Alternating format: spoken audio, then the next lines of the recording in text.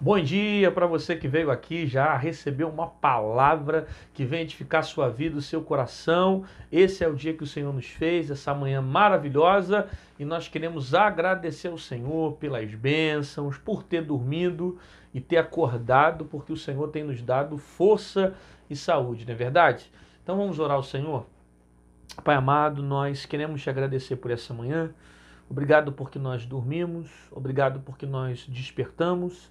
O Senhor tem nos acordado, o Senhor tem nos livrado, o Senhor tem suprido todas as nossas necessidades. Obrigado pela vida dessa pessoa que sempre tem vindo aqui nesse canal pela manhã para ouvir a tua palavra. Há um desejo nela de se alimentar daquilo que é bom, daquilo que é espiritual. Obrigado, ó Pai, porque o Senhor tem levantado uma geração com sede de ouvir a tua voz. Fala conosco nessa manhã, não nos deixe sair desse vídeo sem receber a tua palavra. Que a tua palavra gere direção, que a tua palavra gere norte, que a tua palavra fale aos corações, repreenda toda inquietação no coração dessas pessoas, toda ação maligna, toda palavra ao contrária, que a tua bênção esteja sendo estendida para trazer paz, libertação, cura, salvação, repreenda todo tipo de enfermidade. Assim eu oro no nome de Jesus. Amém. Que prazer ter você por aqui. E você que ainda não é inscrito nesse canal, se inscreve agora aí, dá o like no vídeo, né? Porque quando você dá like no vídeo, você torna esse vídeo relevante no YouTube, para que mais pessoas sejam edificadas através da nossa vida. Aproveita também e ativa o sininho, porque se você não ativar o sininho, você não vai receber os nossos vídeos, tá bom? E mesmo assim, se não receber os vídeos, pode voltar aqui todos os dias, que tem vídeo de manhã, de tarde, de noite, para abençoar a sua vida e o seu coração. A mensagem que está no meu coração para esse dia está no livro de Jeremias. Profeta Jeremias, capítulo 1, verso de número 4 em diante, que diz assim: Assim veio a mim a palavra do Senhor, dizendo: Antes que eu te formasse no ventre, eu te conheci. E antes que saísse da madre, te santifiquei. E as nações te dei por profeta. Então disse eu: Ah, Senhor, eis que não sei falar, porque sou uma criança. Mas o Senhor me disse: Não digas, eu sou uma criança, porque onde quer que eu te enviar, irás, e tudo quanto te mandar, dirás. Observe que Deus está trazendo para nós aqui uma reflexão muito profunda da maneira como ele age, da forma como ele levanta alguém e da maneira como ele decide escolher alguém para o ofício profético. Nós estamos falando aqui do profeta Jeremias, que foi um dos maiores profetas do Antigo Testamento. Um profeta que profetizou num período que Israel estava passando por um declínio espiritual muito grande. E Jeremias vai ser profeta para essa geração. A princípio, ele ainda é uma criança, e quando ele fala como criança, ele se refere literalmente à sua idade, ao seu tempo, à sua maturidade. Os historiadores vão dizer que Jeremias tinha saído há pouco tempo da escola sacerdotal.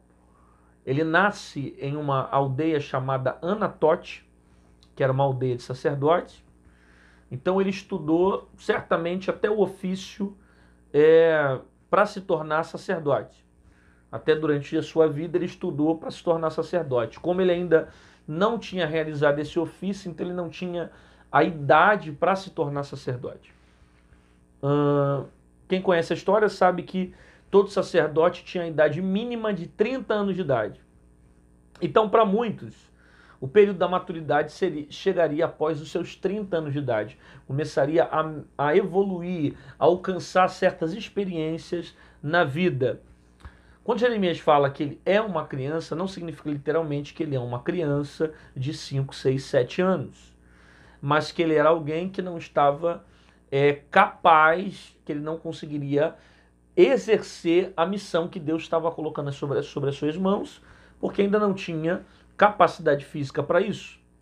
Ele não é uma criança a nível de 3, 4 anos, mas, segundo a cultura judaica, ele deveria ter menos de 30 anos, porque ainda não era nenhum sacerdote, mesmo nascendo numa aldeia sacerdotal e estudando para alcançar esse ofício, mas Deus o chama para o ministério profético. Quando Deus chama Jeremias para o ministério profético, Deus diz ao profeta dessa forma: antes que você se formasse, a nação, eu já te separei para ser profeta. Não é isso que Deus fala? Antes que eu te formasse no ventre, eu te conheci. E antes que saísse da madre, eu te santifiquei para as nações, para ser um profeta.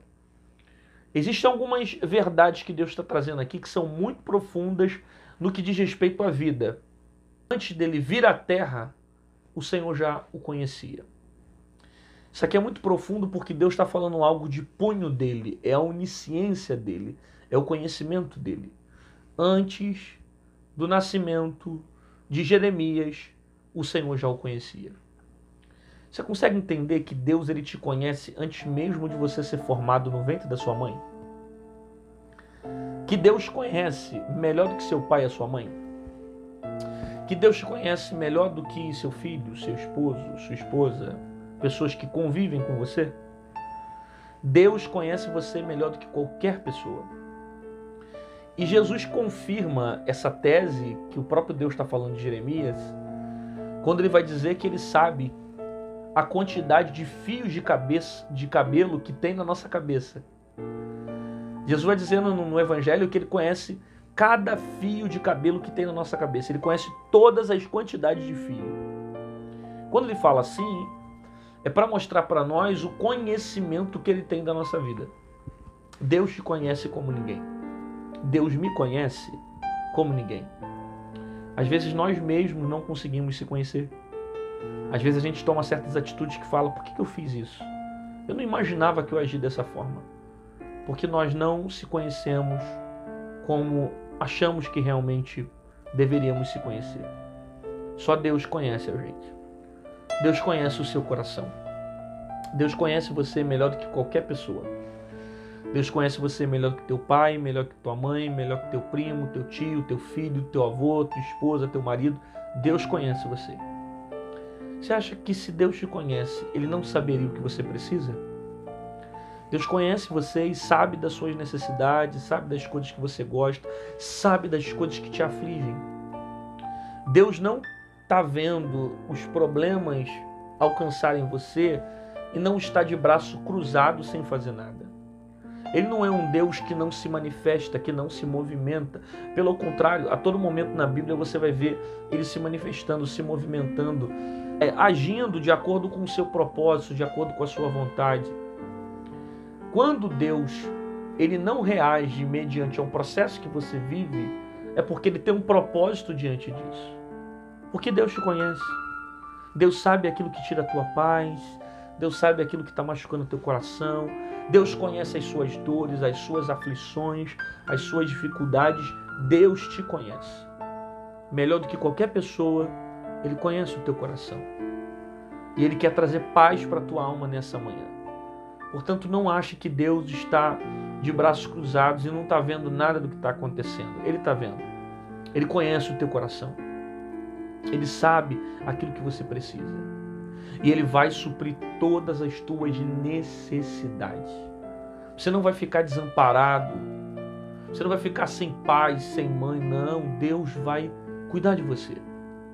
E Ele deixou isso claro para Jeremias, para que o profeta não se sentisse só, mas que mostrasse para ele que antes do nascimento Deus já o conhecia. Deus disse: antes que te formasse, eu já te conhecia. Veja bem, aí ele vai dizer que já tinha santificado ele para ser profeta para as nações. Você faz ideia que Jeremias só nasceu por causa da vocação? Você faz ideia que antes do nascimento de Jeremias veio o propósito? Você faz ideia que antes dele nascer, Deus já tinha separado toda a história que ele iria viver? Esse versículo traz para nós o entendimento que antes da vida vem o propósito. Antes da vida vem o sentido. Antes da vida vem o plano de Deus. Eu estou dizendo que você só nasceu por causa do plano. Eu estou dizendo que você só nasceu por causa do propósito. Você não nasceu para depois vir o plano ou o projeto de Deus. Você só nasceu por causa do plano de Deus. Deus tem um propósito na sua vida. Alguns demoram a encontrar esse propósito. Outros encontram ainda muito rápido. Mas a verdade é que Deus tem um projeto. Você só nasceu por causa do propósito. Porque Deus já tinha escrito a tua história. Deus já tinha colocado você na tua história. Deus já tinha escrito você. Deus já tinha escrito a tua história. Deus já tinha marcado as coisas que aconteceriam na sua vida. Nada do que está acontecendo na tua vida está fugindo do controle de Deus. Ele tem o controle da história porque Ele é o dono da sua história. Aí Ele vai dizer ao profeta que Ele tinha separado ele desde o ventre para se tornar profeta para as nações. Você só nasceu por causa do ministério. Você só nasceu por causa da vocação. Você só nasceu por causa do propósito. E se não fosse o propósito, não nasceria. Deus tem um propósito em cima da sua vida, da sua existência. Procura saber o que Deus tem para você. Para que Deus te chamou? Para que Deus está te dando vida? Para que Deus está te dando tanto livramento? Por que outras pessoas morrem e você continua vivo? É porque Deus tem uma missão para você. Deus tem algo reservado para você que você tem que descobrir em Deus. Qual é a sua missão? Aí Deus diz ao profeta que a missão dele, de Jeremias, era ser profeta. E disse, aí Jeremias vai questionar a Deus, vai dizer, Senhor, eis que não sei falar, porque sou uma criança. E eu já disse isso em outros vídeos, sempre quando Deus faz uma promessa, a promessa de Deus ela é num nível mais alto do que nós. Então, quando Deus promete alguma coisa, a gente nunca se acha capaz para fazer. Porque Ele promete coisas muito altas e nós se sentimos muito pequenos. A gente não tem condições de assumir a vocação que Deus está estabelecendo para nós. Só que os processos da vida vão nos preparando para chegar no propósito. E Jeremias vai dizer, eu sou uma criança. Ou seja, eu não tenho capacidade. O que o Senhor quer está acima daquilo que eu posso fazer. A responsabilidade é muito alta. E quantas das vezes nós fazemos isso também como Jeremias? A gente questiona Deus. A gente fala, Senhor, eu não sei falar. Manda outro no meu lugar. Eu não sei pregar. Eu não sei cantar. Tem certeza que sou eu? Por que o Senhor não levanta outro? Por que o Senhor não coloca outro? Por que o Senhor não escolhe outra pessoa para o ministério? Às vezes nós queremos debater com Deus, questionar a Deus, dialogar a Deus e dizer para Deus, que existem outras pessoas que são melhores do que eu e que na verdade Deus estava errado em escolher a mim. Mas você consegue entender que Deus tem o controle e te escolheu por causa de um propósito? Deus sabia das tuas limitações, Deus sabia do seu cansaço, Deus sabia das suas dificuldades, das suas fraquezas, Deus conhecia todas as suas necessidades e mesmo assim Ele resolveu te escolher. Quer um conselho? Foge do chamado não. Aceita o ministério que Deus está colocando sobre a sua vida. Por quê? Porque se você fugir do chamado, você vai sofrer fugindo da direção de Deus. Se você fugir do chamado, você vai sofrer por causa da tua precipitação. Pastor, mas eu estou sofrendo de qualquer jeito. Guarda bem o que eu vou dizer. É melhor sofrer estando debaixo de obediência na mão de Deus do que você sofrer fugindo da direção de Deus. Uma coisa é você sofrer e Deus está no controle da sua embarcação. Outra coisa é você sofrer e estiver fora da direção de Deus, estando vulnerável aos ataques que acontecem do lado de fora. Sofra, mas sofra em obediência. Exerça seu chamado. Se você recebe essa palavra, aproveita e escreva agora no comentário e coloca aí, eu vou exercer o meu chamado. Eu não vou fugir da direção de Deus. Eu vou fazer aquilo que Deus mandou. Não rejeita a direção de Deus na tua vida. Fica debaixo do propósito de Deus. Porque Deus sabe por que Ele te escolheu. Ele sabe por que Ele te chamou. Por mais que você sinta pequeno e tem horas que você fala, eu não sei falar, eu não sei pregar, eu não sei cantar, eu não sei tocar, manda outro no meu lugar, Deus vai te capacitar para esse trabalho. Porque Deus não chama aqueles que estão preparados, Deus prepara aqueles que são escolhidos. Deus não chama os capacitados, Deus capacita os escolhidos. Na verdade, para Ele é muito melhor pessoas que reconhecem as suas necessidades do que pessoas que se acham autossuficientes. Então, faça aquilo que Deus te mandou fazer. Ah, mas eu não sei falar. Está no texto. O Senhor colocará as palavras dele sobre a sua boca. Ou seja, Ele vai providenciar aquilo que você precisa. Você não precisa ficar preocupado. Faça aquilo que Deus te mandou fazer. Agora, entenda qual é a sua missão. Não fique querendo fazer o que é a missão do outro. Procura saber qual é o seu propósito. Existem pessoas que foram chamadas para pregar e estão querendo cantar. Mas de repente você não tem chamada para cantar. Fica pregando. Existem pessoas que foram chamadas para profetizar e estão querendo ser pastor. Aí de repente Deus não te chamou para ser pastor. Deus te chamou para ser profeta. Existem pessoas que Deus chamou para serem empresários e querem ser pastores. Só que você vai ser um péssimo pastor porque Deus não te chamou para ser pastor. Deus te chamou para ter empresa, Deus te chamou para ser um empreendedor. Procure entender qual é a tua missão. Às vezes Deus te chamou para ser um médico, às vezes Deus te chamou para ser, não sei, tem tantas outras funções, um professor. E você está querendo colocar a tua vida em algo que Deus não te chamou. É possível você exercer o reino de Deus mesmo diante de profissões que não estão literalmente incluídas dentro da igreja. Seja um pastor, um músico, ou coisas como desse nível. Você pode ser, por exemplo, um professor e falar do amor de Deus aonde Deus te colocar. Você pode ser, por exemplo, um empresário e trazer a palavra de Deus para dentro dessa empresa. A questão é você entender qual é a sua missão. Para que Deus te chamou? Qual é o seu propósito? Agora entenda, antes de você nascer, Deus já tinha um propósito.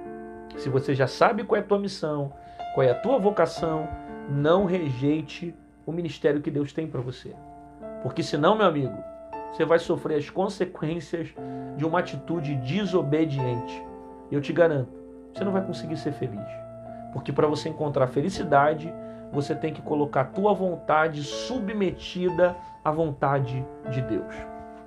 Senhor, existem muitas pessoas que têm um chamado fenomenal, uma vocação maravilhosa. Algumas ainda não encontraram a sua vocação, algumas estão lutando ainda para encontrar. E a verdade é que elas estão aqui querendo entender a tua palavra. Que o Senhor venha desvendar os seus mistérios, mostrar para ela a sua vocação, a sua chamada, mostrar para ela o ministério que o Senhor tem separado para cada uma delas. Eu quero abençoar a sua vida, profetizando, ó Pai, toda sorte de bênção sobre esse lar.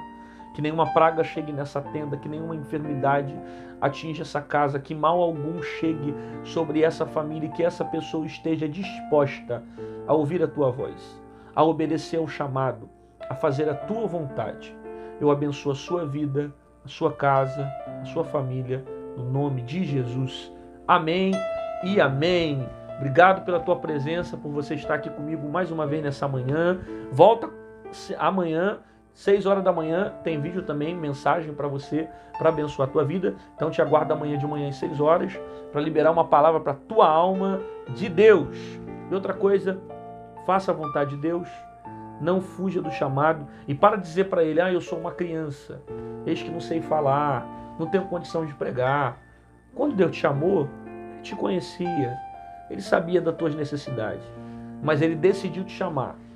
É Ele que vai colocar as palavras dele sobre a sua boca. Ele vai te dar o conhecimento, a sabedoria e as coisas vão fluir naturalmente. Deus te abençoe.